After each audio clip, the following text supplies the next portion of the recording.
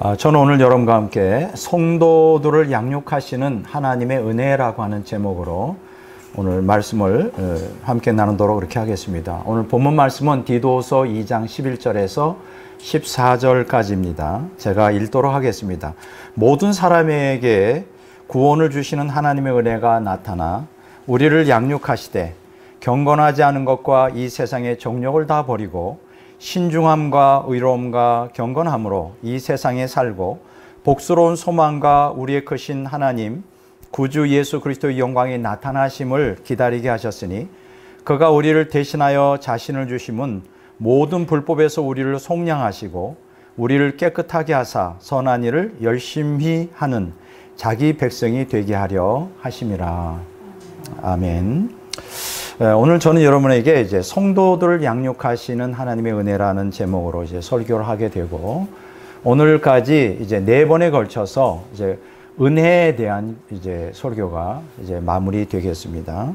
제가 설교하기 전에 지금 현재 지금 영적 그 상태를 이제 말씀을 드리고자 하는데, 지금 탈기독교화 시대가 가속화되고 있고, 그다음에 포스트 모던 사상, 그러니까 인간의 이성을 버리고 도덕성을 버리고 짐승처럼 본성을 따라 살아가는, 그러니까 인간성 상실의 시대가 이제 심화되고 있습니다.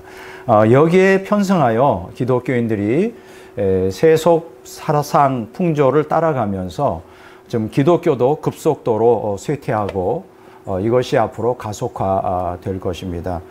그래서 오늘 많은 상당수 기독교인들이 이러한 세상의 풍조에 밀려 영혼을 이제 같이 떠내려가면서 상실하는 아주 위험한 좀 영적 상태에 있습니다.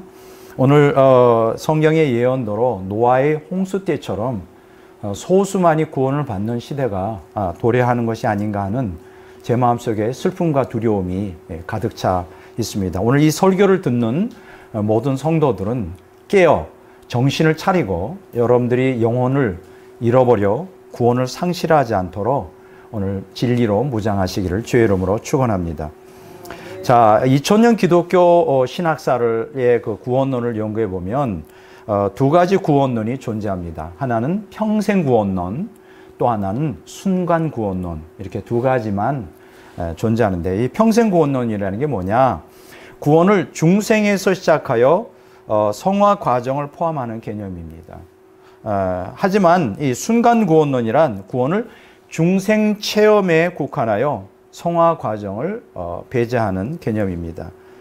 그래서 다시 말하면 평생 구원론은 점진적이며 현재 진행형이라고 하면, 순간 구원론은 즉각적이며 현재 완료형이다, 이렇게 우리가 설명할 수 있습니다. 자, 그런데 2000년 기독교 신학사를 이렇게 연구해 보면 동서방교회, 그러니까 서방교회만이 아니라 동방교회, 동방교회, 서방교회 전체 통틀어서 모든 교부들은 사실 평생 구원론을 견지하였습니다. 자, 그런데 이제 문제가 생기기 시작하죠. 이제 그 문제의 발단은 이제 아우구스티누스의 불강력적 은총교리와 이제 종교개혁 시대의 칼빈의 견인교리가 혼합되어 한 번 구원은 영원한 구원이라고 하는 순간 구원론이 개신교 신학을 이제 주도하게 되었습니다. 아마 여러분들 대부분의 개신교인들이 한 번 구원은 영원한 구원이라고 하는 신학 사상이 그게 철저히 성경적이라고 아마 생각하고 있을 거예요. 근데 사실은 그렇지 않고 아우구스티누스로부터 시작하여 칼빈에 의해서 완성된 이러한 그 순간 구원론이라고 이렇게 말할 수가 있습니다. 자, 그런데 이제 여기서 칼빈이 말하는 견인교리가 뭐냐? 견인교리.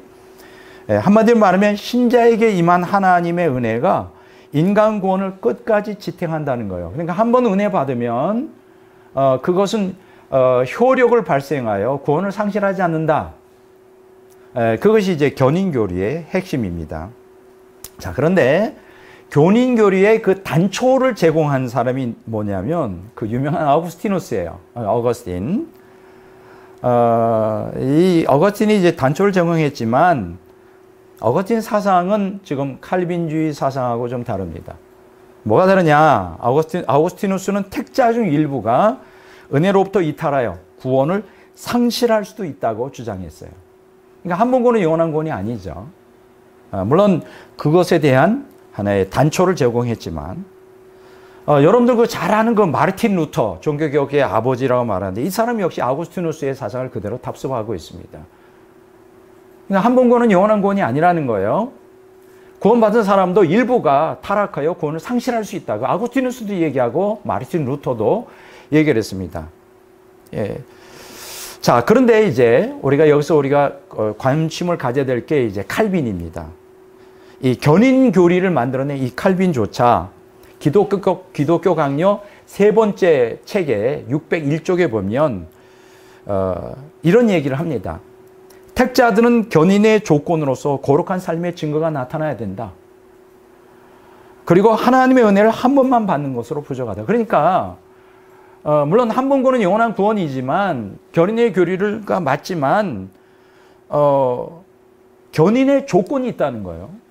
그게 바로 거룩한 삶의 증거가 있어야 된다. 그러니까 쉽게 얘기하면 막 살면 안 된다. 죄 가운데 살면 안 된다. 죄 가운데 사는 것은 그건 택자가 아니라 유기자다. 뭐 이렇게 얘기하는 거예요. 뭐 이렇게 이제 얘기합니다. 그런데 이제 문제가 발생하죠. 이제 마르틴 칼빈의 이 교리가 이제 극단으로 흐르게 되는 하나의 계기가 됩니다. 이제 네덜란드 화란이라고 하는 뭐 그 자세한 내용을 여기서 말씀드릴 수 없지만 이 종교가 정치와 이렇게 하나로 움직이던 시대에 칼빈주의에 거스리는 알미니우스에 반발하여 이제 칼빈주의 교리를 극단으로 몰아가게 되는데 그게 1619년 확정된 네덜란드의 도로트 신조에 의하면 택자는 죄 가운데 살아도 하나님의 은혜를 절대 상실하지 않기 때문에 구원을 받는다. 이걸 이제 우리가 뭐라고 말하냐, 무조건적 견인교리다 이렇게 말합니다. 무조건적 견인교리. 사실 오늘 한국 교회의 개혁주의나 모든 교인들이 한 번 구원은 영원한 구원이라는 그 개념 안에는 뭐가 포함되느냐? 칼빈이 얘기한 거룩한 삶의 조건 이거 다 필요 없습니다.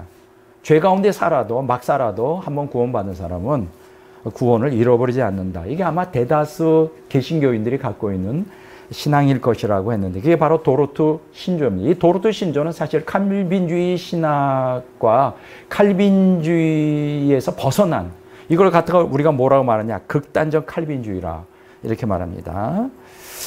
자, 이런 극단적 칼빈주의가 이제 칼빈주의를 주도하다 보니까 문제가 발생해서요. 그냥 나는 구원받은 사람이야. 나는 한 번 구원은 영원한 구원이야. 그러니까 나는 막 살아도 문제 없어. 이런 도덕열 폐기론으로 흘러가게 되는 이러한 그 흐름이 이제 가속화되니까 그로부터 이제 몇십 년 후에 1646년에 이것을 차단하기 위해 웨스트민스터 신앙고백이 다시 만들어집니다. 영국에서. 그래서 웨스트민스터 신앙고백에 보면 제17장에서는 칼빈의 견인교리를 그대로 답습하면서 18장에서 견인의 조건으로 성화의 삶을 살아야 하나님의 은혜를 상실하지 않고 영원한 구원이 보장된다. 이게 단서를 듭니다. 굉장히 많이 그 칼빈주의 교리가 극단적으로 흘러가는 것을 방지하기 위해서 많이 보완이 된 거죠. 이것을 우리는 이제 온건한 칼빈주의다 이렇게 말하는 거예요. 성화의 삶을 살아야 된다. 그렇지 않으면 견인이 안 된다. 구원이 보장이 안 된다는 거예요. 여러분들이 지금 그 이해가 되죠? 무슨 얘기인지. 자, 그러니까 다시 말하면 웨스트민스터 신앙고백은 칼빈의 견인교리가 극단적 칼빈주의로 치우칠 위험성이 있다는 것을 인식하고 그걸 차단하기 위해서 그걸 좀 더 울타리를 친 거죠. 칼빈주의의 견인교리를 인정하면서 극단으로 흘러가지 않도록 이걸 갖다가 이제 온건한 칼빈주의다 이렇게 말하는데 사실 불행하게도 우리 한국의 이 칼빈주의는 도로트 신조에 근거하고 있어요. 거기서 다 공부한 사람들이 와서 칼빈주의를 주장하다 보니까 한 번 구원은 영원한 구원, 거기에 도덕성 다 필요 없어. 죄 가운데 살아도 우리는 구원이 확보되었어 하는 이런 극단적 칼빈주의가 한국 우리 장로교회의 주류를 이루는 불행한 일이 이제 벌어지고 만 것입니다. 사실 웨스트민스터 신앙 고백이 굉장히 좀 더 성경적으로 균형 있는 견인의 교리를 가르치고 있다 이렇게 말할 수 있습니다. 제가 이제 이렇게 2000년 역사에 이러한 평생 구원론이냐 순간 구원론이냐 아마 제가 평생 구원론 얘기하면 다 고개를 절레절레 할 거예요. 한 번 그건 영원한 구원이지 무슨 뭐 구원을 상실하냐.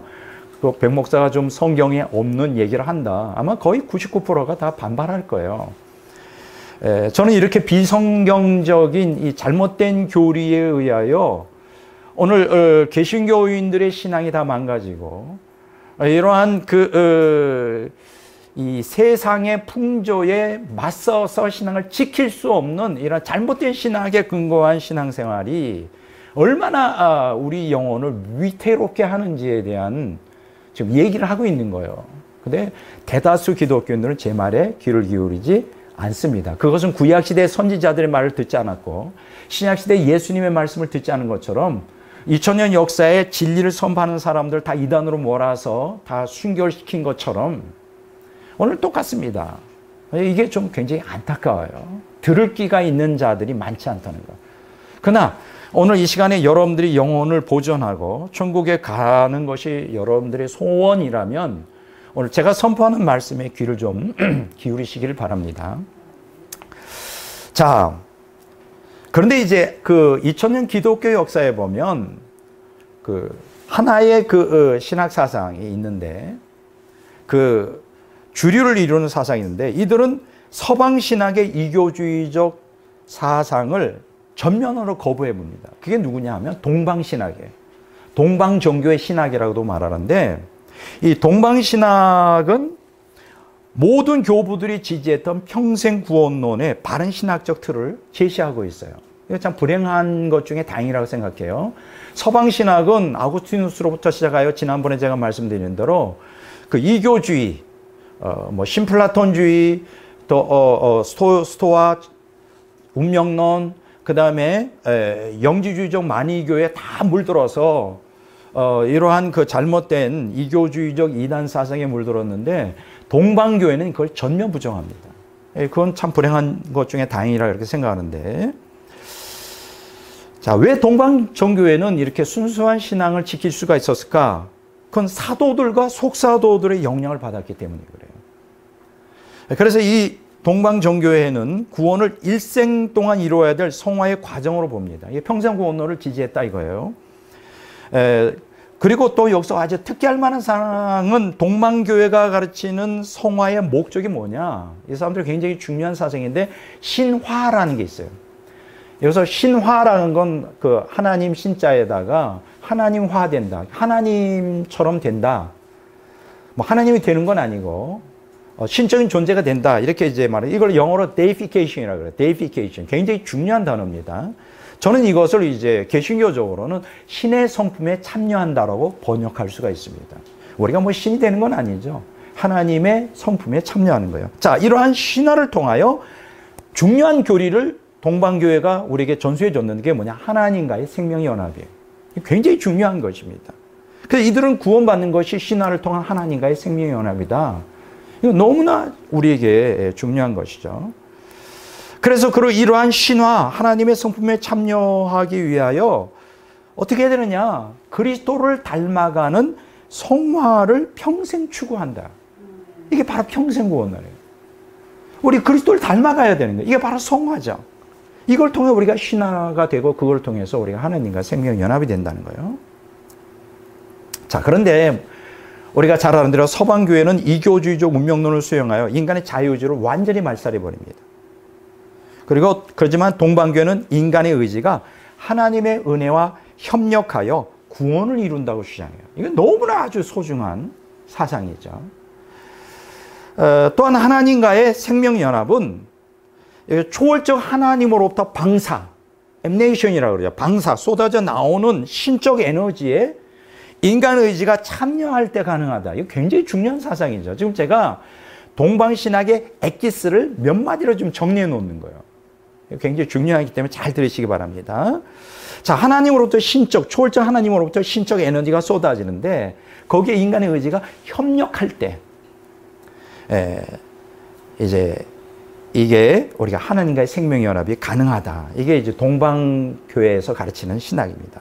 자, 그런데 하나님의 신적 에너지는 세 가지라고 이 사람들은 규정합니다. 너무 규정한 게 뭐냐? 하나님의 은혜. 자, 따라서 할까요? 하나님의 은혜. 자, 두 번째 하나님의 능력. 세 번째 하나님의 생명. 자, 뭐라 그랬죠? 하나님의 은혜, 하나님의 능력, 하나님의 생명. 이것이 하나님의 신적 에너지를 구성한다는 거예요. 자, 인간이 은혜, 능력, 생명을 자유의지로 받아들여 하나님의 구속사역에 능동적으로 참여할 때 성화된다는 거예요. 굉장히 지극히 성경적이죠. 또 신화를 통해 하나님과 생명연합이 이루어질 수 있다고 가르칩니다. 더욱이 하나님과의 이 생명연합이 인격적으로 인간에게 주어진다는 거예요. 그러니까 이 신적 에너지 안에 하나님의 인격이 있다는 거예요. 그냥 에너지만이 아니라, 그러니까 하나님의 은혜, 하나님의 능력, 하나님의 생명 안에는 인격적 하나님이 임재해 계시기 때문에 그 신적 에너지에 참여한다는 것은 하나님과 인격적으로 어떻게 된다? 영적 연합이 가능하다. 이야, 놀랍죠? 이런 동방신학의 귀한 사상이 오늘 한국 개신교회는 전달이 안 되었어요. 우리 한국에는 모두가 서방신학, 로마 카톨릭으로부터 루터 칼빈에 의하여 그것만 가지고 있죠. 동방신학의 이 귀한 보화와 같은 사상은 아는 사람이 없습니다. 이게 굉장히 안타까운 것이에요. 그러니까 성경적이라는 사실을 모릅니다. 자, 오늘 이런 그 신학적인 바탕을 가지고 오늘 디도서 2장 11절에 14절에 오늘 본문 말씀을 먼저 여러분들에게 소개해 드리고자 합니다. 자, 본문은 한마디로 말하면 제목을 붙일 수가 있어요. 잘 들으십시오. 초대교회 성도들의 신앙 고백이에요. 우리가 사도신경이라는 게 오늘 기독교의 신앙 고백이듯이 그 당시에 디도서 2장 11절에 14절은 초대교회 때의 신앙 고백이었어요. 그러면 얼마나 중요한가를 알 수가 있죠. 그러면 이것이 오늘 초대교회 신앙의 하나의 본질적인 신앙의 틀로서 주어졌다는 건데, 그럼 우리에게도 중요한 것이겠죠. 도대체 뭘까요? 한마디로 말하면 오늘 본문은 성화의 필요성을 제시하고 있어요. 성화의 필요성. 그러니까 단순히 예수 믿고 구원받는다. 그것만 아니라 성화의 과정을 우리가 평생 가져야 된다. 그러니까 이 본문 말씀은 순간 구원론이 아니라 평생 구원론을 가르치고 있구나. 이게 바로 평생 구원론이 초대교회 성도들의 신앙 고백이었다는 거예요. 바로 이게 성경적인 입장이라는 거예요. 이해가 되죠? 자, 이걸 갖다가 세 개로 나누어서 제가 분석할 수 있습니다. 첫째는 뭐냐? 성화의 근거입니다. 어떻게 인간이 성화될 수 있느냐? 이거는 이제 구원이 출발점이죠. 구원. 두 가지 측면에서 오늘 본문 말씀은 우리에게 설명해 주겠습니다. 우리가 성화의 근거로서 구원을 받아야 되는데 구원받으려면 어떻게 했냐? 두 가지예요. 하나님의 구원의 은총을 먼저 받아야 된다. 디도서 2장 11절입니다. 모든 사람에게 구원을 주시는 하나님의 은혜가 나타나. 자, 구원을 받으려면 우리가 뭐가 필요하죠? 하나님의 은혜를 받아야 돼요. 제가 항상 얘기하는 거지만 구원의 시작과 진행과 완성은 다 은혜에 의한 것이에요. 은혜가 아니면 인간은 타락한 인간은 구원받는 것 자체가 불가능해요. 여기 보면 구원이 하나님의 은혜에 의한 것이다. 첫째 중요한 거죠. 두 번째는 뭐냐? 그리스도의 대속이 필요합니다. 그 은혜가 어떻게 왔어요? 예수 그리스도의 속죄의 은총을 통하여 오잖아요. 거기 디도서 2장 14절에 그가 우리를 대신하여 자신을 주심은 우리를 대신하여 자신을 주셨다. 대속의 은총. 이걸 우리가 말합니다. 이게 두 가지가 필요하죠. 하나님의 구원 은총. 두 번째는 그리스도의 대속의 은총. 이것이 이제 성화의 근거가 되고 구원의 시작이 되는 거예요. 이해가 되죠? 자, 두 번째, 거기서 끝나지 않습니다. 아까 내가 뭐라 그랬어요? 성경은 순간 구원론이 아니라 평생 구원이다. 이제 구원 받았으면 성화의 근거로서는 성화의 과정이 필요한 것이죠. 성화의 두 번째로는 성화의 과정입니다. 그러면 성화를 통하여 우리가 과정을 통하여 우리가 뭘 깨닫게 될까요? 성숙시키는 게 목적이에요. 오늘 기억하셔야 될 것은 하나님은 우리를 거듭나게 하시고 그거로 끝이 아니에요. 성숙시키기를 원해요. 성숙. 자, 성화의 과정. 디도서 2장 12절에 이런 말씀이 있습니다. 우리를 양육하시되. 저는 이 구절이 얼마나 좋은지 몰라요. 우리를 양육하신대요. 거듭나게 한 사람을 양육하신대. 양육. 여기 양육하시대로 번역된 파이듀오사의 원형 파이듀오는 어린아이들을 인격적으로 성숙하도록 5가지 의미를 갖고 있어요. 첫째, 가르친다. to teach. 두 번째, 훈련한다. to train. 세 번째, 교정한다. to correct. 네 번째, 징계한다. to discipline. 다섯 번째, 체벌한다. to chastise. 놀랍습니다. 여러분 히브리서 12장 6절에 보면 이런 말씀이죠. 주께서 그 사랑하는 자를 징계하시고 그 받아들이시는 아들마다 채찍질 하신다. 여기서 사랑하는 자를 징계한다 할 때 이 징계가 같은 단어예요. 그러니까 하나님 우리를 어떻게 양육하는데 여기서 우리 깨닫게 돼요. 진리로 우리를 가르치시고 또 그냥 훈련하셔요. 영적 훈련. 또 잘못된 거 고쳐주세요. 진리로 교정해 주시고. 근데 여기 디스플린, 훈련, 징계하셔요. 징계라는 게 뭐예요? 잘못된 거 교정하는 거 다 포함되는 거죠. to chastise는 뭐예요? 체벌해요. 매를 들어 말 안 들으면 때려요. 자, 우리가 은혜하면 이렇게만 생각해요. 뜨거운 불이 임해가지고 그냥 기분 좋은 거. 그래서 오늘날 은혜를 받는 것을 싫어하는 사람은 하나도 없습니다. 일단 은혜 받으면 불 받으면 기분 좋아지거든요. 뭔가 안 되는 것도 되게 하고 뭔가 다 그냥 너무 행복해지거든요. 근데 그게 은혜의 전부 아니에요. 제가 첫 번째 시간에 얘기했는 낮추심의 은혜를 여러분들이 말씀드렸죠. 고난을 통해 오는 낮추심의 은혜. 그것도 은혜란 말이에요. 그 모든 게 다 은혜예요. 우리를 가르쳐 주시고 훈련하고 교정하고 징계하고 체벌하고 매일 들어치는 그것도 다 은혜라고. 그러니까 우리는 자꾸만 잘못된 생각을 갖고 있는 거야. 뭔가 불 받는 거. 불 자체가 은혜가 아니라는 건 아니지만 왜 그러면 이렇게 하실까? 우리를 왜 이렇게 양육하셔야 될까? 우리는 타락한 본성을 갖고 있기 때문에 거듭난 그 순간에 우리가 완전히 변화되지 않는다. 여전히 옛사람이 주도하고 있고 새 사람은 연약하다. 그래서 훈련을 받아야 돼요. 철이 들어야 돼. 하나님께서 이 땅에서 거듭난 성도들을 살게 하시는 목적은 뭐냐?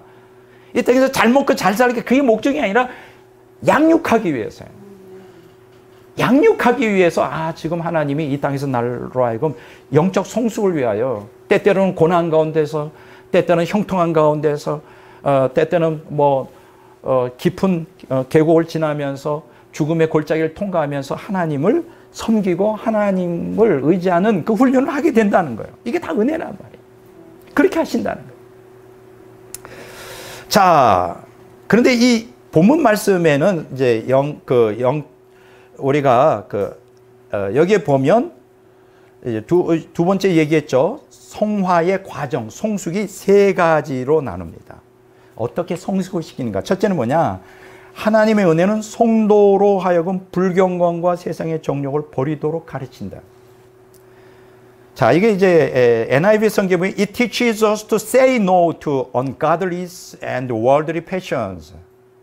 여기서 it은 뭘까요? 은혜예요, 은혜. 은혜가 우리를 가르치는데 뭐라고 가르쳐요? 불경건에 대해서 say no, no라고 말하도록 가르친다. 이해가 됐죠? 세상 정욕을 no라고 말하도록 가르친다. 하나님의 은혜가 그런 역할을 해요. 그러니까 단지 하나님의 은혜는 기분 좋으라고 주시는 게 아니에요. 많은 기독교인들이 기분 좋기 위해서 불만 받으러 쫓아다니는데 훈련을 도대체 받질 않아. 어려움이 있으면 그냥 불만불평이에요. 그러니까는 연단이 안 돼. 그래서 영적으로 성숙이 안 돼. 그래서 오늘 하나님의 은혜는 여러 방식으로 임하지만 거기에 인간이 협력을 하지 않기 때문에 참여하지 않기 때문에 연단이 안 돼요.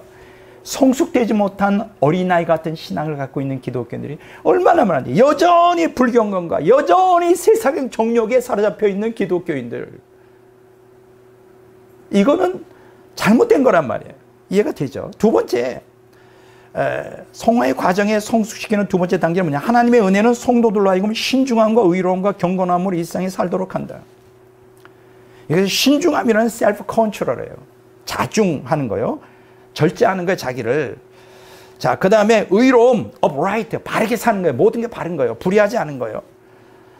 그 다음에 godly, 경건함으로 이 세상에서, 여러분 이 세상이 어떤 세상이에요? 타락한 세상이잖아요.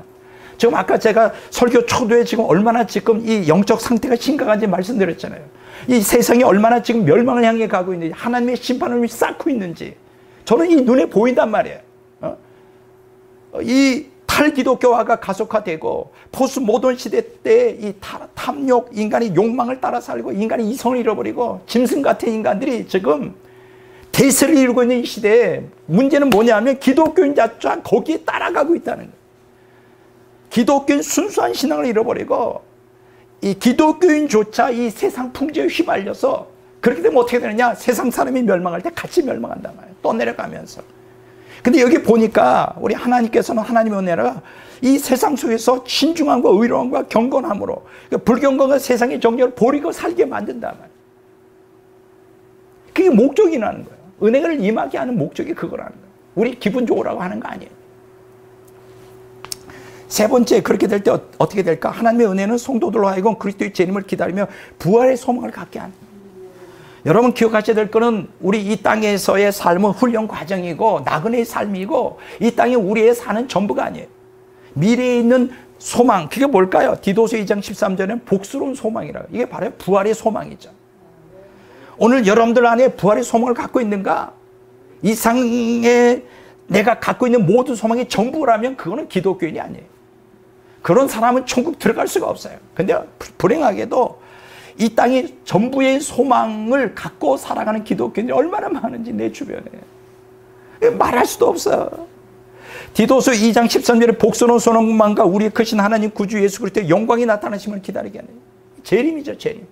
왜 성도들은 재림을 기다려야 될까요? 그날의 복스러운 소망, blessed hope, 바로 부활에 참여할 수가 있기 때문에 이제 그렇게 되는 거예요. 자, 이렇게 세 가지를 말씀을 드렸어요. 이게 바로 영적 성숙으로 은혜를 부어주시는 이유와 목적이 되는 거예요. 자, 그러면 세 번째, 이렇게 성화의 목적이 뭐냐? 자, 이렇게 우리가 불경과 세상 정욕을 버리고 신중함과 의로움과 경건함으로 이 생을 살고 또 미래에 있을 부활을 소망하면서 이 땅에 속하지 않고 초탈적인 신앙을 살아가는 목적이 뭐냐? 열매를 맺게 하게 해요. 궁극적으로 열매. 여기에서는 두 가지를 말씀드려요. 첫째는 그리스도의 대속을 통한 성화의 목적은 정결한 하나님의 백성을 만드는 거예요. 정결한 거예요. 깨끗한 거예요. 나는 여러분들에게 되묻고 싶습니다. 이렇게 묻고 싶어요. 이 세상에서 어떻게 목사님 깨끗하게 사는 게 가능해요? 나는 가능하다고 생각해. 그 사람이 살아있다면, 여러분 죽은 고기는 그냥 같은 시류에 따라가지만 그 고기가 살아있으면 영유할 수가 있어요. 생명이기 때문에. 아무리 세상이 타락하고 아무리 이 세상이 물질주의, 인본주의, 하나님이 없는 세상이라 할지라도 정말 오늘 기독교인이 살아있다면 절대로 이 세상에 물들지 않아요. 정결하게 살 수 있어요. 세상 모든 사람들은 타락해도 하나님의 생명을 가지고 있는 우리들은 정결하게 살아야 돼요. 난 그렇게 못 살겠다 하면 그거는 정상적인 그리스도인이 아니에요. 정결하게 살아야 돼요. 이게 보세요. 정결하게. 예수 그리스도의 대속을 통한 성화의 목적이 정결한 하나님의 백성을 만드는 데 있다고 그랬어요. 디도서 2장 14절 A에 보면 모든 불법에서 속량하시고 우리를 깨끗하게 하소서. 예수님이 왜 죽으셨어요? 예수님의 속죄 은총이 왜 우리에게 임하는 거예요? 그는 우리를 정결하게 하게 해서. 예수님의 속죄 은총은 우리의 죄를 용납해주고 그걸 컴프라치해주기 위해서 흘리신 피가 아니에요. 그것은 예수님의 피를 모독하는 행위예요. 모독하는. 오늘날 많은 기독교는 예수님의 피를 자기 죄를 덮기 위한, 그래서 천국으로 데려가기 위한 마치 부적처럼 생각하는데 이거는 신성 모독죄예요. 히브리서 10장이 그렇게 얘기하고 있어요. 그거는 있을 수가 없는 거예요. 정결하게 하는 데 목적이 있는 거예요. 두 번째로 그리스도의 대속을 통한 성화의 목적은 열매 맺는 하나님 백성을 만드는 데 있어요. 열매를 맺어야 돼요. 정결하게 되어서 하나님께 온전히 속한 사람은 당연히 열매를 맺죠. 세상이 아무리 거꾸로 돌아가도 타락하고 소돔과 고모라와 같이 노아의 시대처럼, 그래도 노아처럼 의롭고 완전하고 하나님과 동행하는 게 가능하다. 물론 그런 그리스도인들이 많지 않아요. 소돔과 고모라 시대의 롯처럼, 노아의 홍수 때처럼 노아처럼 세상은 다 타락하여 하나님을 반역하고 있지만 하나님과 동행하며 완전하고 의롭게 사는 것이 가능하다. 가능해요. 소수이지만 나는 여러분들이 그 소수에 속하기를 원하는 거예요. 나는 여러분들이 이 타락한 세상 속에 물들지 않고 변명하지 말고 정결하고 거룩하고 이 세상 속에서 우리 하나님 앞에서 온전히 정결된 백성이 되기를 원한다. 그래서 두 번째로 그리스도의 대속을 통한 성화의 목적은 열매 맺는 하나님의 백성 만드는 데 있다고 그랬죠. 디도서 2장 14절 B입니다. 선한 일을 열심히 하는 자기 백성이 되게 하려 함이라. 왜 예수님이 죽으셨냐? 선한 일을 열심히 하는 자기 백성. 여기서 선한 일이라는 건 의의 열매, 빌립보서 1장 11절, 빛의 열매, 에베소서 5장 9절, 성령의 열매, 갈라디아서 5장 22절을 의미하는 거예요. 이 선한 열매를, 선한 일을 열심히 하는 백성 되게 하는 거예요. 열매죠, 열매. 열매 맺을 수 있어요. 난 여러분들에게 질문하고 있습니다. 여러분들이 열매를 맺고 있는 신앙을 사는가? 자, 그리고 본문에서 자기 백성은 온전히 하나님의 소유가 되어 있는 백성이라 그랬어요. 이 자기 백성, 친백성이라 그랬어요. 개역 성경에는. 자기 백성이 뭐냐? 자기 백성이 되게 하네요. 온전히 하나님의 소유가 되어 있는 His own possession. ESV 성경에 보면 쉽게 얘기하면 하나님 중심적인 성도예요. 하나님의 전부인 삶이에요. 이게 가능하다는 거예요. 이러한 하나님의 은총, 구원의 은총, 그 다음에 그리스도의 대속의 은총을 받아 영적으로 이렇게 성화되어 옛사람으로부터 초탈되고 세상으로부터 온전히 거룩하고 살면 뭐가 되냐? 열매를 맺게 되는 거예요. 열매를 맺게 되면서 온전히 하나님 중심적인 삶을 사는 게 가능한 거예요. 이게 바로 초대교회 성도들이 갖고 있었던 신앙의 고백이에요. 초대교회 사도신경이었다고, 이 내용이. 지금 제가 설명한 게. 우리도 그렇게 살아야죠. 여러분들 가운데 나는 그렇게 못 살아요. 그거는 정상이 아니에요. 그건 하나님의 은혜를 헛되이 받고 있는 거예요. 하나님의 은혜를 부어주고 계셔요. 여러분들이 느끼든 못 느끼든. 거기에 여러분들이 반응을 해야 된다는 거예요. 여기서 우리가 심각하게 질문해야 될 상황은 하나님의 은혜가 성도들을 양육한다고 했어요. 그러면 그리스도의 속죄 은총만 그냥 믿습니다 하면 성도들은 저절로 영적으로 성숙하고 열매를 맺게 되는가? 아니라고 하는 거죠. 아니에요. 성경 그렇게 가르치고 있잖아요. 성도들을 양육하시고자 부어주는 하나님의 은혜, 인간이 어떻게 되냐? 능동적으로 협력해야 돼요. 능동적으로 참여해야 돼요. 그럴 때 하나님께 온전히 소유된 백성이 될 수 있음을 이제 성경은 가르치고 있어요. 그래서 제가 오늘 설교를 통해 세 가지를 말씀드리려고 했어요. 능동적으로 어떻게 그 은혜에 참여해야 될까? 첫째, 하나님의 은혜 안에서 자라가라. 자, 기억하십시오. 영적 성숙을 촉구하고 있어요. 자, 두 번째, 하나님의 은혜 안에서 강건해져라. 영적 강건을 성경은 촉구하고 있습니다. 세 번째, 하나님의 은혜 안에서 열매를 맺어라. 영적 열매를 촉구하고 있습니다. 여러분들이 영적 성숙, 또 영적 강건, 영적 열매는 하나님의 은혜가 아니면 맺을 수 없어요. 그런데 문제는 뭐냐? 거기에 우리가 능동적으로 참여를 해야 돼요. 협력해야 돼요. 그 내용을 지금 남은 시간 동안에 여러분들에게 설명하려고 합니다. 자, 첫째, 하나님의 은혜 안에서 자라가라. 영적 성숙 촉구인데 베드로서 3장 18절에 보면 이런 말씀이 있어요. 오직 우리 주 곧 구주 예수 그리스도의 은혜와 그를 아는 지식에서 자라가라. 여기 예수 그리스도와 그를 아는 지식에서 자라가라. 은혜 안에서 자라가라. 근데 여기에 보면 예수를 아는 지식에서도 자라가라. 이게 무슨 상관관계가 있나? 물론 여기서 그리스도의 은혜는 그리스도의 속죄 사역에 근거하여 성령님을 통하여 부어주시는 하나님의 은혜를 얘기해요. 그리고 여기서 그를 아는 지식이라는 게 뭐냐? 어떤 지성적인 인식을 얘기하냐? 아니에요. 그런 뜻이 아니에요. 성화 과정을 통하여 그리스도를 온전히 점점 닮아가면서 영적으로 그냥 예수님을 체득하게 돼요. 쉽게 얘기하면 여기서 그리스도를 아는 지식에는 그리스도의 깊은 교통이 들어간다는 거예요. 여러분 그렇잖아요? 어떤 사람과 깊은 교제를 하면 그 사람을 알게 되죠. 그렇죠? 껍데기의 교제가 아니라 그 사람과 인격적인 깊은 교제를 하면 그 사람은 똑같은 거예요. 여기서 그리스도를 안다는 거는 깊은 교제에 들어간다는 걸 얘기해요. 자, 그리고 그를 아는 지식에서 자라가라는 말은 날마다 더욱 힘써 영적으로 성숙하여 그리스도와 깊은 영적 교통을 하라는 겁니다. 이게 어떻게 가능하냐? 은혜를 받으면 돼요. 은혜에 적극적으로 참여하면 돼요. 현대어 성경에 보면 이 말씀 이렇게 말합니다. 하나님의 은혜 안에서 영적으로 성장하여 예수 그리스도를 더 깊이 아는 성도가 되라. 깊이 해야 돼요. 여러분 머리로 그리스도를 몰라요. 우리가 마치 책을 읽을 때 이 머리에 이성적으로 하는 거죠. 그렇게 그리스도를 아는 건 아니에요. 많은 그 그리스도에 관한 지식을 갖고 있어도 그리스도가 누군지 전혀 모를 수도 있어요. 영적으로 성숙하지 않아요. 그래서 영적으로 성숙하여 그리스도를 닮아가고, 여러분 한번 생각해 보세요. 그리스도를 닮지 않고 어떻게 그리스도를 알 수 있을까요? 그리스도가 누군지를 어떻게 알아요? 닮은 만큼 그리스도를 알게 돼 있어요. 그렇지 않나요? 그렇지 않나요? 제 말이 무슨 얘기 이해가 되셔요? 닮는 만큼 그리스도를 알게 돼. 그분이 어떠한 분인지. 왜냐하면 내가 그분을 체득한 만큼. 나는 오늘 여러분들이 다 그런 분들이 되기를 바라요. 다시 말해서 하나님의 은혜를 영적 성숙의 교회로 삼아 예수 그리스도와 깊은 영적 연합을 하라는 거예요.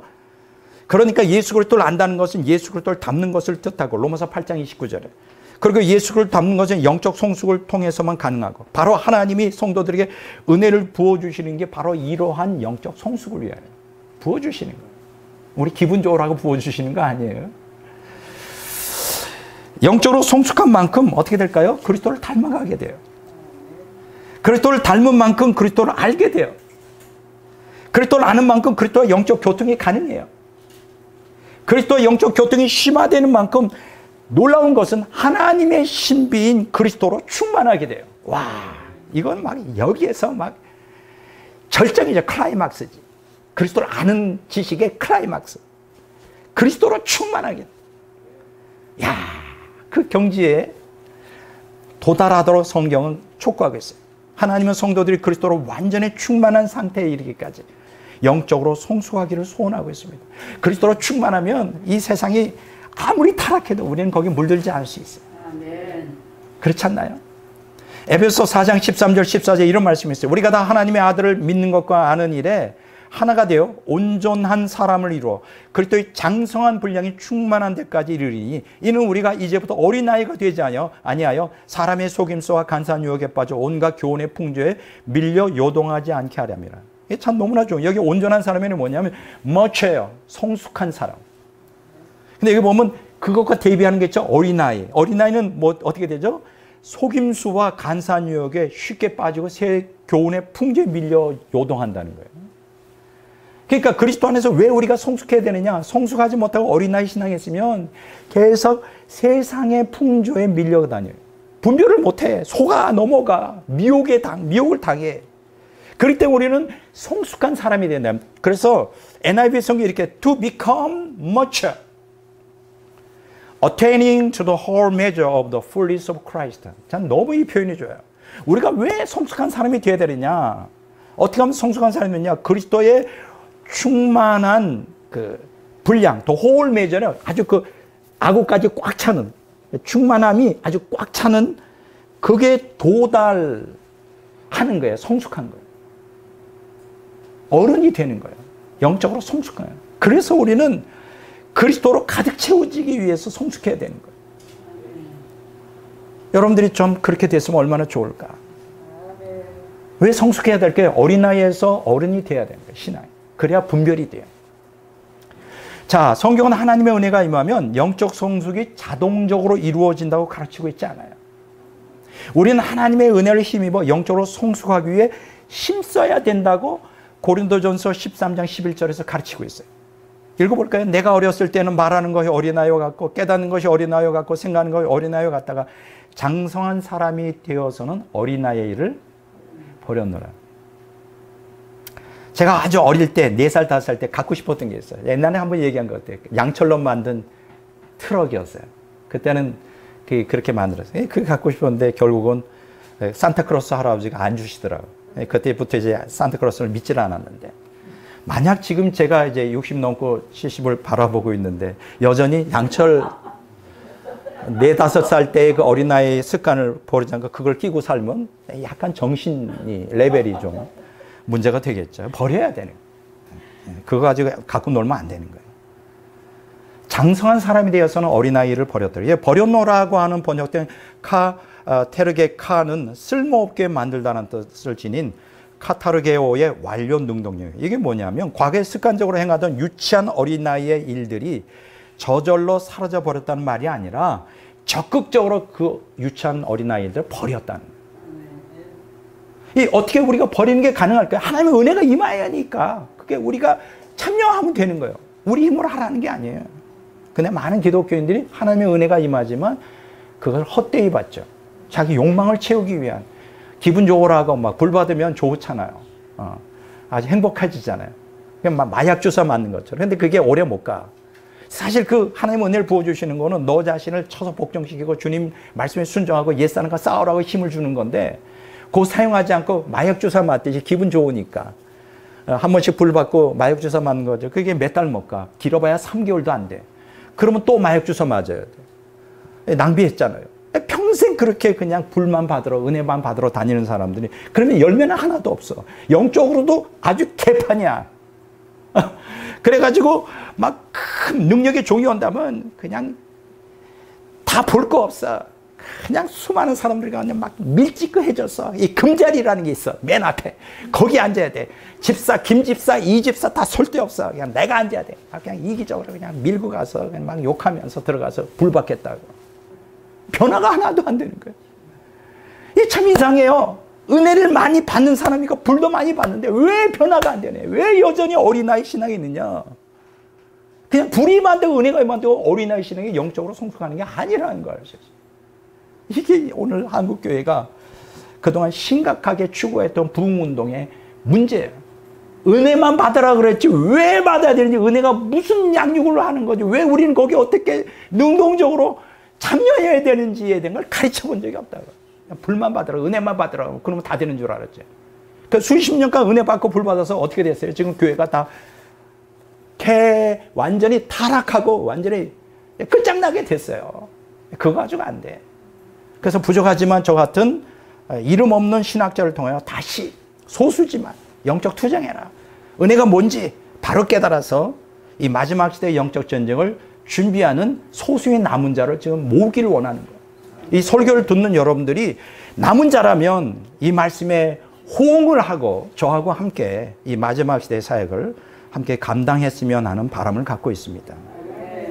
자, 그리고 요한 1서 2장 14절에 보면 이제 영적 성장을 세 단계로 말하고 있어요. 아이의 단계, 두 번째 청년의 단계, 아비의 단계, 이렇게 성경에서는 영적 성장을 구분하고 있습니다. 하나님이 우리에게 은혜를 부어주시는 건 하나님의 자녀를 영적으로 성숙시키기 위한 것이에요. 영적으로 성숙되지 못한 어린아이 신앙에 평생 머물러 있는 기독교인들을 지켜보는 하나님의 슬픈 심정을 이해가 됩니까? 나는 굉장히 슬프다고 생각해요. 영적 성숙을 위해 은혜를 부어주시는데 말을 듣질 않아. 그걸 자신의 탐욕을 채우는 수단으로만 생각해. 잘못된 신학 때문에. 이게 참 하나님이 얼마나 안타까워하실까 이런 생각이에요. 혹자는 기독교인을 육적 그리스도인과 영적 그리스도인으로 구분해요. 많이 들어보셨을 거예요. 육적 그리스도인과 영적 그리스도인. 하지만 여러분 기억하십시오. 거듭난 신자는 비록 미성숙할지라도 영적인 사람이지 육적인 사람이 아니에요. 그게 고린도전서 3장 1절에 3절에서 보면 바울은 고린도 교인을 향해 이런 말을 하죠. 너희가 아직도 육신에 속한 자로다. 이렇게 책망을 해요. 막 파당을 세우고 그냥 이기주의로 하고 하니까 이제 너희가 아직도 육신에 속한 자라고 책망을 하는데, 여러분 잘 보세요. 뭐 시간이 없어서 내가 이 자세히 강의를 못 하겠지만 바로 그 앞정 장에 보세요. 특히 고린도전서 2장 12절에서 16절의 말씀을 배경에 보면 바울이 너희가 아직도 육신에 속한 자라는 게 무슨 뜻인지 해석이 돼요. 여기 고린도전서 2장 12절 13절에 16절에 보면 성령을 받은 사람은 영에 속한 사람이라. 영적인 사람이에요. 그런데 갑자기 고린도전서 3장에 보면 너희가 육에 속한 사람이라 하거든. 그게 뭐야 그러면? 그 고린도 교인들이 성령 못 받았다는 거야? 아니요, 성령 받았는데 육적으로 자꾸 행동하거든. 그래서 바울 사도가 이 고린도전서 2장 12절 16절의 말씀을 배경으로 하여 이렇게 해석을 해야 돼요. 이 말씀은 너희가 성령을 받은 사람으로 영에 속한 사람인데 어쩌야 아직도 육에 속한 세상 사람처럼 행동하고 사느냐, 그거지. 너희는 영적인 존재야. 그럼 영적인 사람처럼 살아야지 여전히 세상 사람처럼 육에 속한 사람처럼 행동하면 되냐, 이거지요. 육에 속한 그리스도인이 있다는 게 아니에요. 이걸 잘못 해석하면 안 된단 말이에요. 근데 사실 이러한 육적 그리스도인과 영적 그리스도인을 구분한 사람은 이 신학자들 때문에 그래요.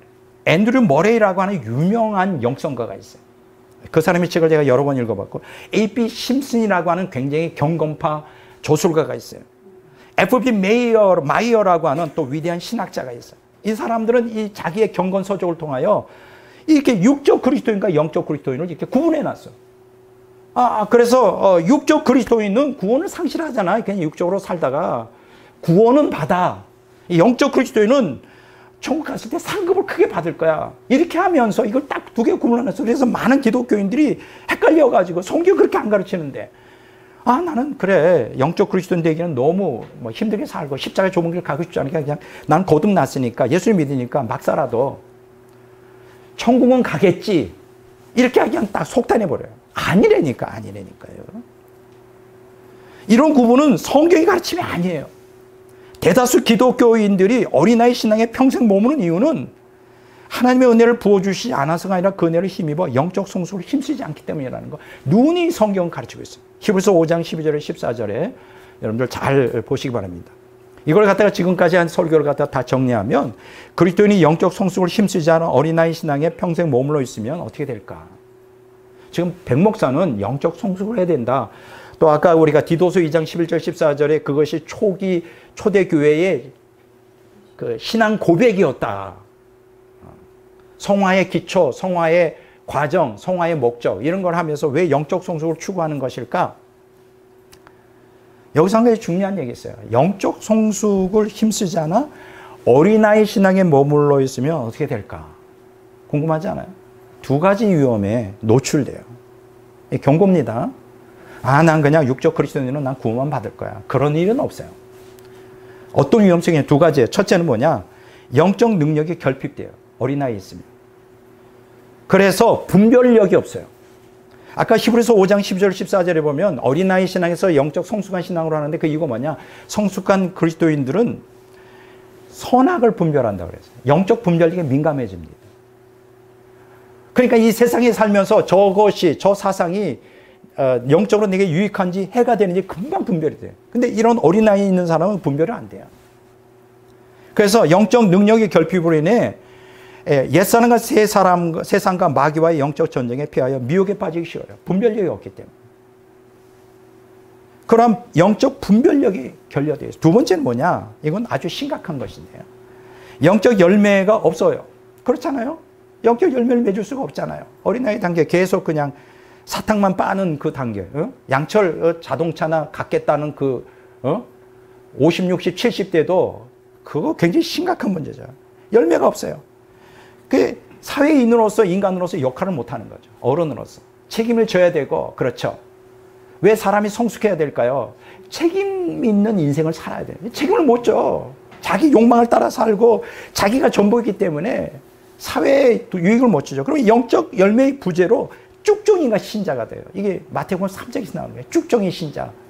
쭉정이 봤어요, 여러분? 겉에는 알곡과 똑같은데 속에 알맹이가 없는 거예요. 그럼 농부는 쭉정이를 걷어들여서 추수를 할까요? 아니요, 그걸 갖다가 데려다가 불태워 버린다 그랬어요. 영적 열매 부재로 쭉정이 신자가 천국에 못 들어갈 수도 있다는 거예요. 못 들어갈 수도 있다. 이게 성경에 굉장히 나와요. 그러므로 기독교인들에게 영적 성숙은 뭐냐? 선택이 아니에요. 필수예요. 여러분들이 제가 여러 번 경고합니다. 그냥 적당히 신앙생활해서 천국은 가야지. 그런 거 없어요. 천국 아니면 지옥이지 중도적인 길은 없어요. 중간 상태는 없다고요. 천국 아니면 지옥이에요. 천국을 택하려면 영적으로 성숙해야 돼요. 제 말씀을 좀 잘 듣기 바랍니다. 자, 두 번째. 하나님의 은혜에서 안에서 강건해져야 해요. 이게 능력이에요. 아까 우리가 동방교회에서 뭐예요? 은혜를 얘기하고 능력을 얘기한다. 이게 은혜예요. 하나님은 우리에게 은혜를 통하여 능력을 부어주셔요. 강건케 해요. 영적 강건을 촉구하는데 디모데후서 2장 1절에서 3절에 보면 내 아들아 그러므로 너는 그리스도 예수 안에 있는 은혜 가운데서 강하고 은혜 안에서 강해져라. 따라서 합시다. 은혜 안에서 강해지자. 너는 예수 그리스도의 좋은 병사로 나와 함께 고난을 받으라. 여기서 강하고로 번역된 엔듀나모 나무는 권능을 부여하다. 활력을 불어넣다라는 뜻의 엔듀나모의 현재 수동태 명령형으로 되어 있어요. 여기에 현재형이 쓰인 이유가 뭘까요? 영적으로 항상 강해져야 된다. 오늘은 강한데 내일은 약하다. 그런 거 없어요. 계속 점점 더 강해져야 되고, 수동태로 쓰인 거는 이 강함의 원천인 인간의 힘이 아니라는 거예요. 그리스도의 은혜라는 거예요. 우리가 강해질 수 있는 건 그리스도의 은혜 때문이에요. 그리고 명령형으로 쓰인 이유는 영적으로 강해지도록 우리가 어떻게 되냐? 힘써야 되는, 그냥 강해질 것이다가 아니라 강해라. 힘써야 된다는 거예요. 자, 본문에서 바울이 디모데에게 영적으로 강해질 걸 촉구한 이유가 뭘까요? 바로 그 후반부에 나오죠. 그리스도의 군사로 고난을 받기 위해서. 여러분, 군대의 군인은 뭐 하는 거예요? 전쟁하는 거예요. 영적 전투하는데 힘이 없어 보세요.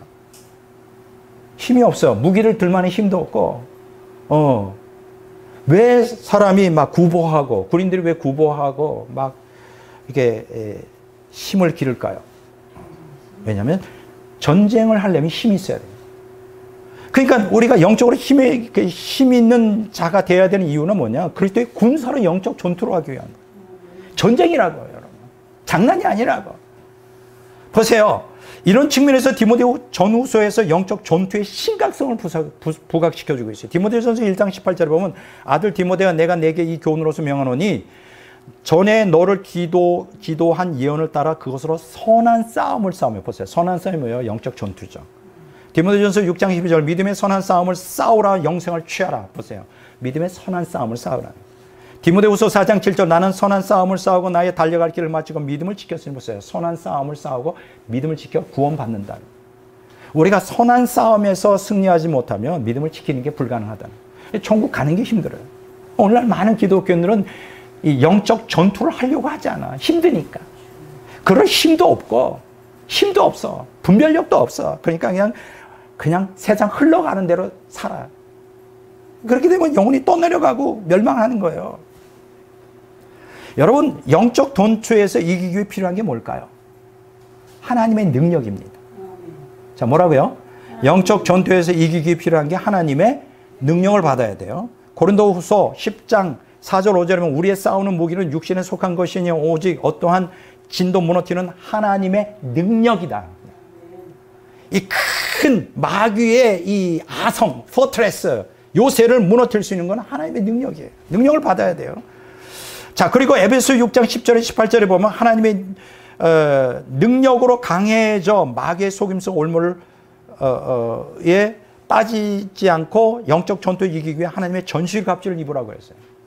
우리의 전쟁하는 것은 보이지 않는 악의 세력에 대한 그 싸움이기 때문에 능력을 받아야 된다는 거예요. 에베소 6장 10절에 18절. 그러면 여기에 에베소 6장 14절에 17절에 영적 전투를 위한 그 능력을 받기 위한 무장을 설명해 주는데 세 가지로 정리할 수 있어요. 첫째 뭐냐? 진실하고 의로운 삶을 살아야 된다. 예수 믿는다면서 거짓말이나 하고 거짓되고 불의한 삶을 살면 그게 무슨 능력이 있겠어요? 자, 두 번째로 마음의 평강을 누리며 하나님에 대한 신뢰와 확신을 가져요. 마음의 평강이 있을 때 세상에 물들지 않아요. 그리고 하나님에 대한 신뢰와 확신을 끝까지 포기하지 말아요. 셋째는 하나님의 말씀을 붙들고 성령의 도움으로 기도에 항상 힘써야 돼요. 이런 것들이 우리를 영적으로 강하게 해서 영적 전쟁에서 이기게 하는 거죠. 능력을 받아야 돼요. 지금 아까 제가 제목이 뭐라 했어요? 하나님의 은혜 안에서 뭐라 그래요? 강건해져야 됩니다. 강건해져야 돼요. 예. 어린아이 신앙이 있는 사람은 강건하지 않죠. 약하죠. 예. 자, 그러니까 하나님의 은혜 안에서 강건해지려면 어떻게 되느냐? 오늘 에베소 6장 10절에 18절에 보면 전신갑주로 무장해야 된다. 지금 본문 내용을 다 얘기했어요. 여기서 우리가 깨닫는 건 하나님의 은혜가 임하면 저절로 강건해지는 게 아니라는 거예요. 많은 사람은 그렇게 착각해. 착시 현상이죠. 한번 불 받을 때 강해지거든요. 그 순간은. 근데 그게 오래 못 가요. 내 것이 아니기 때문에. 은사로 부어준 거예요. 선물로 주신 거기 때문에 내 영적인 힘으로 하려면 이렇게 강해져야 돼요. 자, 여기서 또 중요한 얘기가 있어요. 왜 우리가 강해져야 되느냐, 영적으로. 악한 세력은 하나님의 권능으로만 제압이 가능해요. 악한 세력. 우리가 싸우는 게 영적 전쟁이잖아요. 이 권능이 있어야 돼. 하나님의 권능. 이 영적 성숙을 통해 이루어지는 거예요. 마태복음 12장 29절에 보면 사람이 먼저 강한 자를 결박하지 않고서야 어떻게 그 강한 자의 집에 들어가 그 세간을 강탈하겠느냐. 결박한 후에야 그 집을 강탈해요. 보세요. 어떤 그 강한 자의 속에 들어갈 때 그 강한 자를 결박해 놔야 그것을 물건을 취할 수 있는 거예요. 똑같죠. 그런데 제가 여기서 언급하는 능력은 잘 들으세요. 은사적 능력이 아니에요. 영성적 능력이에요. 은사적 능력 가지고 안 돼요. 그거 가지고 이길 수 없어요. 그래서 많은 은사자들이 다 타락하는 일이에요. 힘이 없으니까. 죄를 이길 힘이 없고 세상을 이길 힘이 없고 이 탐욕 때문에 이 은사는 부름을 받았는데 은사적 능력만 가지고 안 된다고. 영적 성숙을 통한 영성적 능력을 갖고 있어야 돼요. 영성적 능력이란 영적 성숙을 통한 능력을 의미하는 거죠. 은사적 능력만으로는 악한 세력을 제압하거나 미혹의 영의 공격으로부터 우리를 보호해주지 못해요. 그러니까 많은 은사자들이, 불받은 사람들이, 큰 사역을 하던 사람이 다 타락해가지고 지옥 가는 거지. 마귀 싸움에서 지니까. 제가 아주 충격받은 하나의 뉴스를 들었습니다. 2021년 8월 23일자 크리스찬 투데이에 실린 기사가 매우 충격적이었는데요. 미국 크리스찬 포스트지에 따르면 자신을 거듭난 기독교인이라고 자처하는 18살에서 39살 중 60% 이상이 예수, 부처, 무함마드 모두 구원의 길이라고 답했다는 거예요. 난 너무 기가 막혀서 입이 닫혀지지가 않는 거예요. 60%가 거듭났다고 자처하는 사람이에요. 종교다원주의 신앙을 갖고 있는 거예요. 2010년 18살에서 29세 연령대와 10년 후 같은 연령대를 비교한 결과 이 연구는 성경적 세계관을 가진 거듭난 기독교인의 비율이 지난 10년 동안 절반으로 줄었다. 거듭난데 10년 동안에 성경적 세계관에서 이탈한 거듭난 기독교인이 절반이 줄었다. 그러면서 불과 10년 사이에 거듭난 기독교인의 세계관이 놀랍도록 저하됐다. 제가 여기서 분명히 말씀드려요. 왜 거듭났는데? 왜 하나님의 성령을 받고 생명이 이식됐는데 어떻게 종교다운주의적이며 성경적 세계관에서 10년 사이에 10%나 줄고 60% 이상의 거듭난 기독교인이라는 사람들이 다 종교다운주의 신앙으로 빠졌을까? 이거는 거듭나지 않아서가 아니에요. 능력이 없는 거예요. 세계관 대결은 이거는 진리 전쟁, 이건 능력 대결인데 능력이 없는 거예요. 영성적 능력이 없는 거예요. 그게 다 미혹되는 거예요. 제가 이곳에서 깨달았습니다. 뭘 깨달았냐? 성령의 역사를 일으키고 은사가 강한 사람이라 할지라도 이 영성적 능력이 없으면, 은사적 능력만 갖고 있는 사람들은 종교다원주의 신앙에 빠질 수 있다. 저는 그게 풀어지지가 않았어요. 어떻게 거듭났는데 예수님이 진리라는 걸 아는데 불로 받았는데 어떻게 종교다원주의적 신앙, 타종교의 구원이 있다고 외칠 수 있느냐. 나 이해가 안 됐거든요. 이건 능력 문제예요. 그러니까 여러분 거듭나는 것만 가지고 되는 게 아니에요. 영적으로 성숙해서 강해져야 돼. 그래서 영적 전쟁에서 이겨야만 마귀를 무너뜨리고 우리가 세속에 물들지 않을 수가 있는 것입니다. 이처럼 거듭난 기독교인들이 종교다운주의적 사상에 빠지는 이유는 영적 투쟁을 통해 옛사람이 이겨 새 사람이 강건해지는 성화를 추구하지 않아 영적으로 성숙되지 못했기 때문에 삼일체 하나님께 영적 교통의 결례로 하나님 생명에 결여되어 있어서 이런 결과가 나오는 거예요. 오늘 대다수 많은 기독교인들이 힘이 없어요. 세상을 이길 힘도, 극복할 힘도 없어. 이게 다 능력 문제. 영적 전쟁은 단순히 사상적 논리의 싸움이 아니에요. 능력 대결이에요.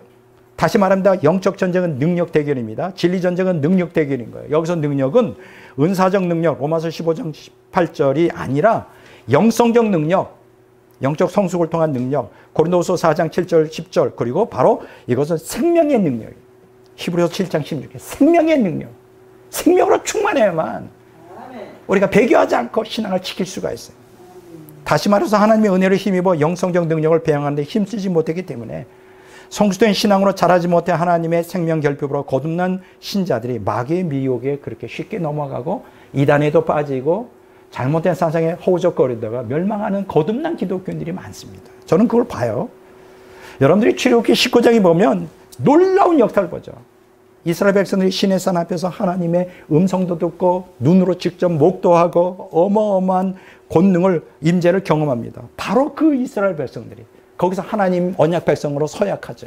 바로 그 이스라엘 백성들이 출애굽기 32장에 보니까 모세의 잠시의 부재를 틈타 우상 숭배에 빠져. 난 이게 이해가 안 됐어.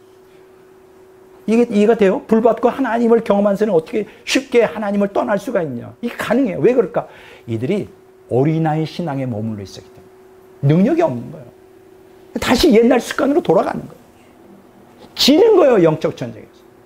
이기기 위해서 우리가 어떻게 되냐? 불만 받고 은혜를 받는 것만이 중요한 게 아니라 은혜 안에서 어떻게 된다? 강건해져야 돼요. 강해져야 돼요. 그래 이길 수가 있어요. 머리로만 안 돼도 되는 게 아니라. 세 번째 결론은 하나님의 은혜 안에서 열매를 맺어라. 영적 열매 촉구예요. 골로새서 1장 6절에 보면 이 복음이 이미 너희에게 이름에 너희가 듣고 참으로 하나님의 은혜를 깨달은 날부터 너희 중에서와 같이 또한 온천에서도 열매를 맺어 자라는도다. 야, 놀랍습니다. 그러니까 하나님의 은혜를 받는 그 날부터 열매를 맺기 시작했다. 골로새 교회는 에베소에서 바울을 통하여 기독교인이 된 에바브로에 의해 복음이 전파되어 설립된 교회예요. 골로새 1장 7절 8절 그렇게 나오고 있어요. 자, 그런데 놀라운 사실은 골로새 교인들이 하나님의 은혜를 깨달은 날부터 온천에서 열매를 맺는다는 거예요. 야, 오늘날 많은 기독교인은 은혜 받고 불 받아도 열매 맺는 기독교인이 많지 않은데, 야, 이거 대단한 거예요.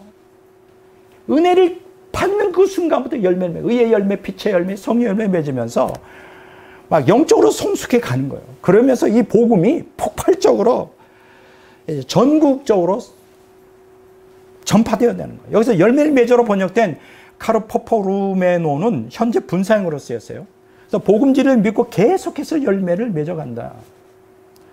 구체적으로 저들의 열매는 골로새서 1장 3절 5절에 기록되어 있죠. 예수 그리스도에 대한 믿음, 성도에 대한 사랑, 하늘에 쌓아둔 소망, 믿음, 소망, 사랑.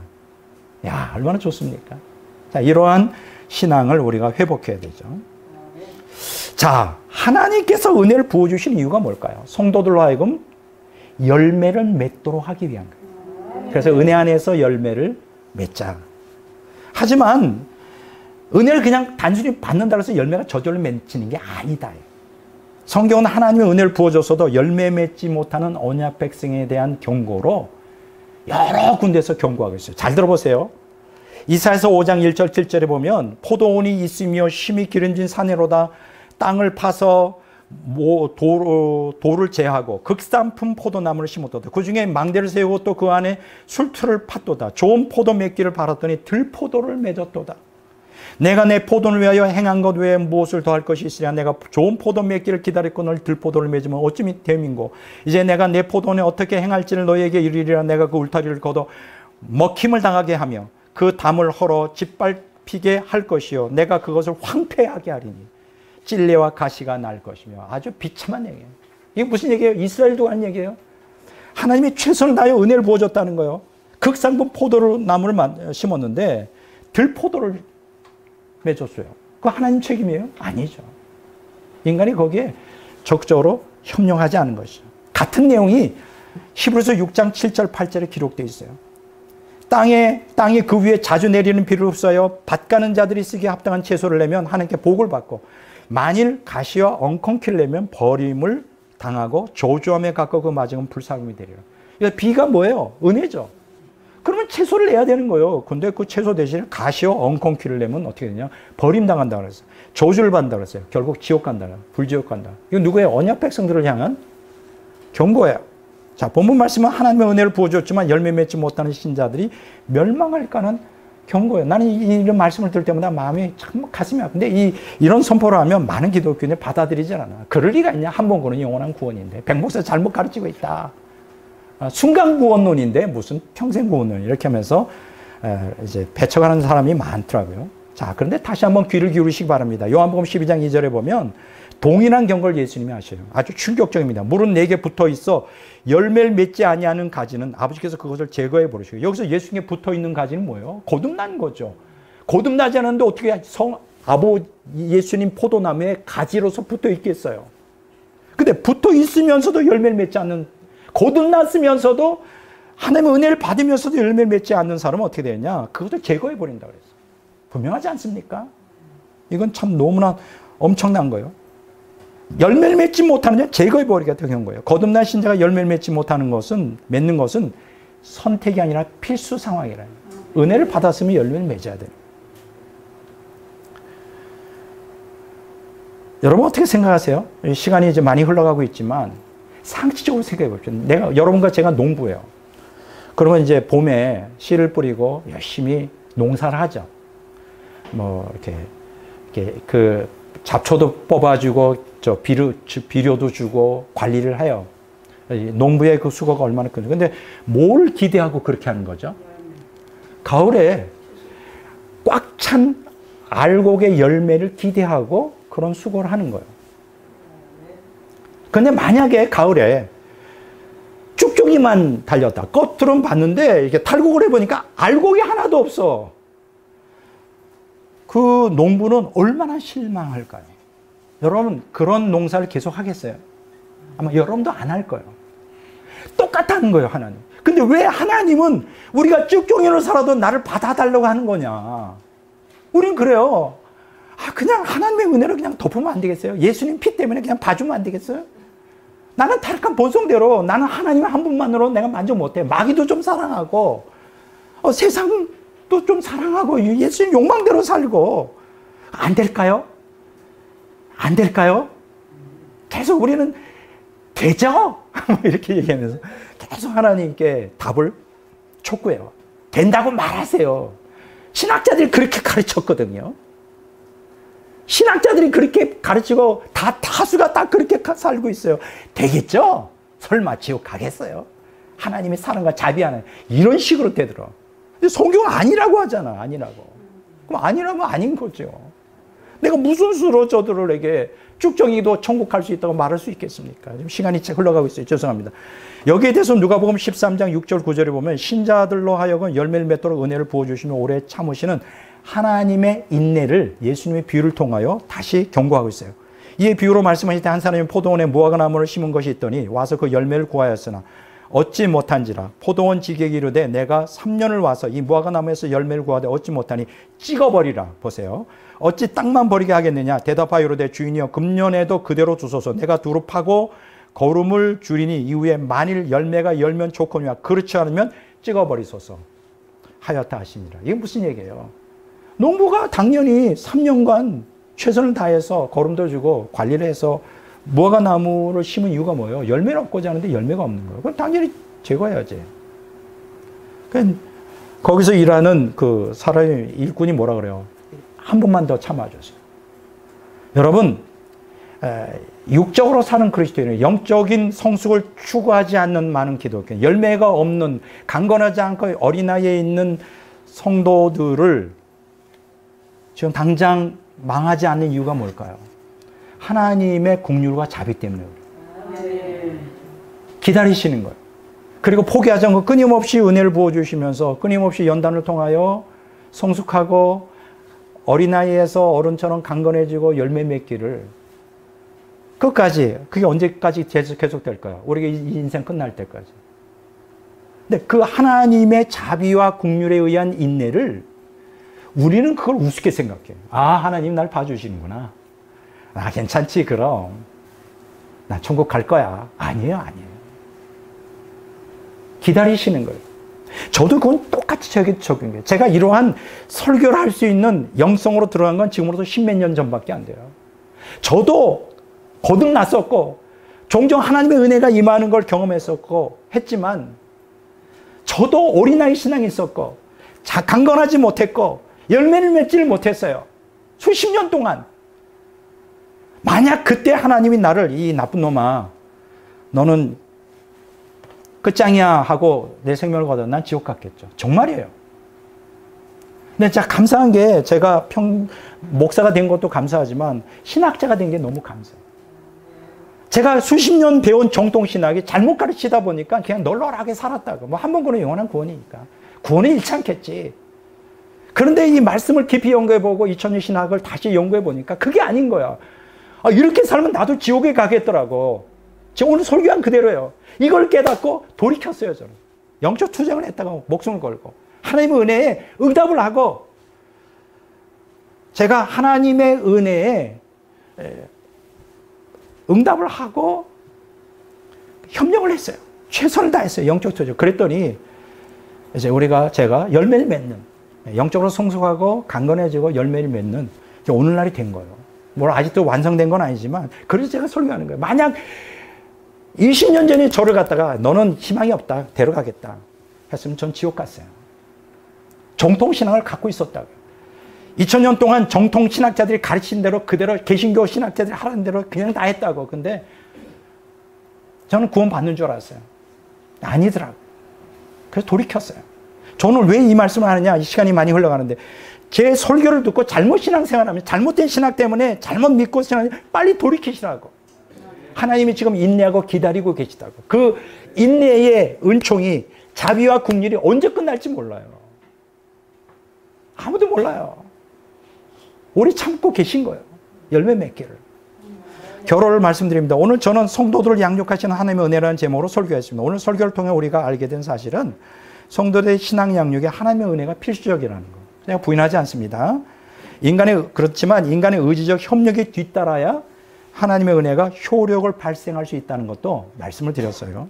자, 그래서 성경이 가르치는 하나님의 은혜는 인간이 거부할 수도 없는 불강력적 은총도 아니고 하나님의 일방적 선택에 따라 인간에게 임한 하나님의 은혜가 인간을 거듭나게 하고 인간의 의지와 상관없이 구원의 효력을 끝까지 유지한다는 무조건적 견인 교리도 성경은 가르치고 있지 않습니다. 오늘 설교를 통해 깨닫게 된 사실은 하나님이 우리에게 은혜를 베푸시는 은혜는 우리를 영적으로 성숙시키고 강건하게 만들어 영적 투쟁 가운데서 영적 열매를 맺게 하기 위한 거예요. 이해가 되죠? 하나님의 은혜에 응답하여 영적으로 성숙하고 강건해지며 열매 맺기 위해 우리는 힘써야 됩니다. 최선을 다해야 돼요. 협력해야 된다는 거예요. 그러니까 하나님의 은혜 부어주심 자체가 구원의 보장이 아니에요.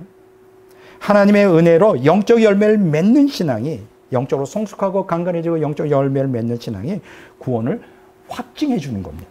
그러므로 성경은 순간 구원론이 아니라 뭐다? 평생 구원론을 가르친다. 이게 오늘 제가 여러분들에게 드리는 말씀의 이제 결론입니다. 자, 이해가 되셨죠? 이 험한 세상 속에 오늘 여러분들과 제가 변혁되기를, 하나님의 긍휼과 자비로 인내하시는 그 은혜와 사랑을 헛되이 돌리지 않기를 주의 이름으로 축원합니다.